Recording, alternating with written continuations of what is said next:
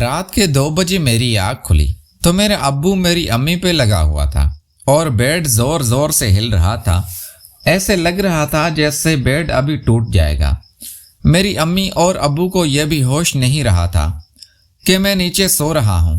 وہ دونوں اتنے مگن ہو گئے تھے، اپنا کام کر رہے تھے، اور 15 منٹ وہ اسی طرح لگا رہا، اور اب یہ روز کی روٹین بن گئی تھی کہ میں ڈیلی رات 2 بجے اٹھتا اور اپنے امی اور ابو کو دیکھتا رہتا۔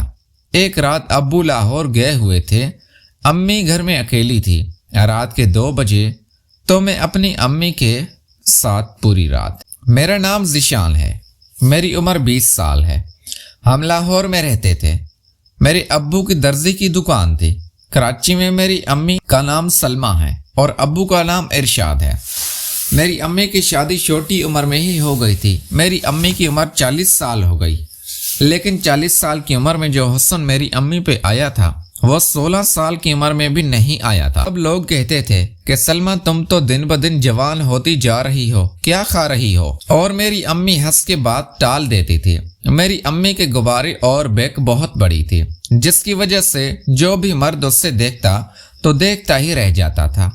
ابو ہمیں یہاں لاہور میں چھوڑ کر کراچی چلے گئے تھے، اور وہ کافی سالوں سے صرف ہم لوگوں کو پیسے بھیجا کرتے تھے۔ 2 سال بعد 1 مہینے کے لیے گھر آتے تھے، لیکن ابو کی دکان اب اچھی چلنے لگی تھی تو انہوں نے ہمیں بھی کراچی بلوا لیا۔ ابو نے اپنی دکان کے اوپر گھر کرائے پہ لیا تھا۔ نیچے میرے ابو کی دکان تھی اور ساتھ میں ہی مکان مالک کی فیملی بھی رہتی تھی۔ مکان مالکن کی ایک بیٹی تھی جس کا نام سمیرا تھا۔ اس کی عمر تقریباً 17 سال تھی، کیونکہ میں لاہور میں رہتا تھا، کراچی میں پہلی دفعہ آیا تھا۔ مجھے کراچی کے بارے میں اتنا پتہ نہیں تھا، تو اس لیے میں اس لڑکی سے پوچھ لیا کرتا تھا۔ وہ بھی ہمارے گھر چکر لگاتی رہتی تھی۔ ہمارے گھر 2 کمروں پر مشتمل تھا اور چھوٹا سا کچن بنا ہوا تھا۔ رات میں کچن میں لائٹ جل رہی ہوتی تھی، اور جس کی وجہ سے پورے کمرے میں ہلکی ہلکی روشنی ہوتی۔ مالک مکان کی بیٹی سمیرا مجھے دیکھ کر مسکراتی رہتی تھی، اور میں نے بھی اپنے دل میں سوچ لیا تھا کہ میں اس کا کام ضرور اتاروں گا۔ شروع کے دن تو میں گھر پر ہی رہتا تھا، لیکن بعد میں میرے ابو نے کہا تھا کہ دکان پہ آ کے بیٹھا کرو، کام سیکھا کرو۔ پھر ابو نے مجھے دکان کے کاموں میں لگا دیا، لیکن مجھے دکان پہ بیٹھنا اچھا نہیں لگتا تھا۔ صبح 8 بجے سمیرا کالج جا رہی ہوتی تھی اور دوپہر 2 بجے واپس بھی آ رہی ہوتی تھی۔ مجھے اس کی ٹائمنگ پتہ چل گئی تھی، اور اب تو صبح بھی میں ہی دکان کھولا کرتا تھا۔ صبح جاتے ہوئے بھی سمیرا مجھے دیکھ کر مسکراتی تھی، اور دوپہر میں آتے وقت بھی میری امی گھر پہ سارا دن اکیلی رہتی تھی۔ میرے ابو نے میری امی کو ٹی وی دلوا دی تھی اور کیبل بھی لگوا دی تھی، تو میری امی سارا دن ڈرامے دیکھتی رہتی تھی۔ میرا ابو اب اچھے سے پیسے کماتا تھا تو امی کی فرمائشیں پوری کرتا رہتا تھا۔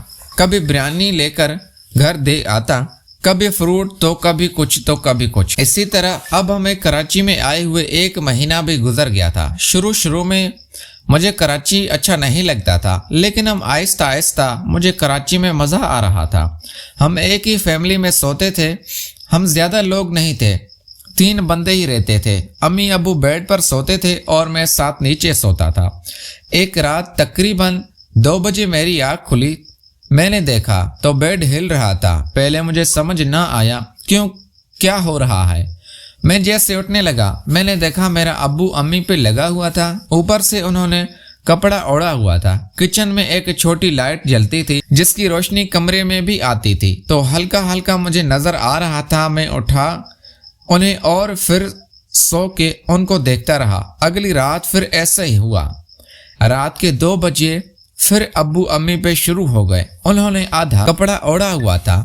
میں اب روز ہی رات کے 2 بجے اٹھتا اور امی ابو کو دیکھتا تھا، جس کی وجہ سے اب میرا نظریہ امی کے بارے میں تبدیل ہونے لگا تھا۔ جب بھی مجھے موقع ملتا میں گھر آ کر اپنی امی کو دیکھتا رہتا اور سوچتا کہ میرے ابو کتنے خوش نصیب ہیں جو رات کو امی کے ساتھ سکون لیتے رہتے ہیں۔ میں بار بار اپنے دماغ کو روکتا کہ اپنی ماں کے بارے میں نہ سوچوں، لیکن بار بار وہی رات والا منظر میری آنکھوں کے آگے جاتے۔ سمیرا بھی مجھے اچھی نہیں لگتی تھی، وہ خود مجھ سے بات کرنا چاہتی تھی۔ मैं अब उससे जान छुड़वा रहा था। अब सुबह 10 बजे मैं उठता था ताकि मुझे दुकान पे ना जाना पड़े, तो अब्बू चले जाते थे। शुरू में तो मुझे अब्बू ने बहुत डांटा कि जल्दी उठा करो, लेकिन अब अब्बू भी खामोश हो गए थे।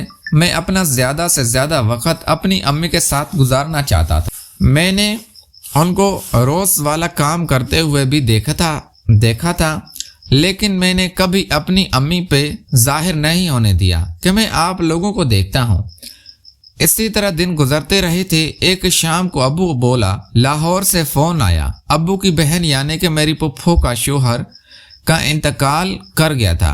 पहले तो अब्बू ने सोचा कि अम्मी और अब्बू चले जाते हैं, क्योंकि मैं भी नया कराची आया था। तो मैंने कहा मैं भी नहीं रुकूंगा, मैं भी साथ चलूंगा। फिर अब्बू ने सोचा कि वो अकेले चले जाते हैं, 2-3 दिन में वापस आ जाएंगे।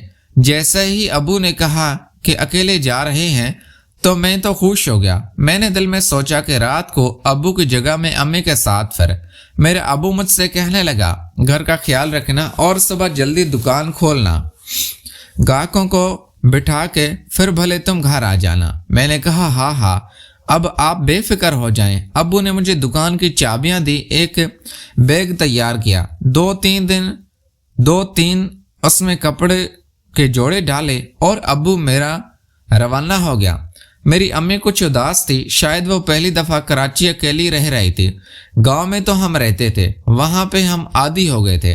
तो मैंने अपनी अम्मी को कहा कि आप परेशान ना हो, मैं आपके साथ हूँ। फिर मेरी अम्मी कहने लगी, हाँ बेटा ये सही है।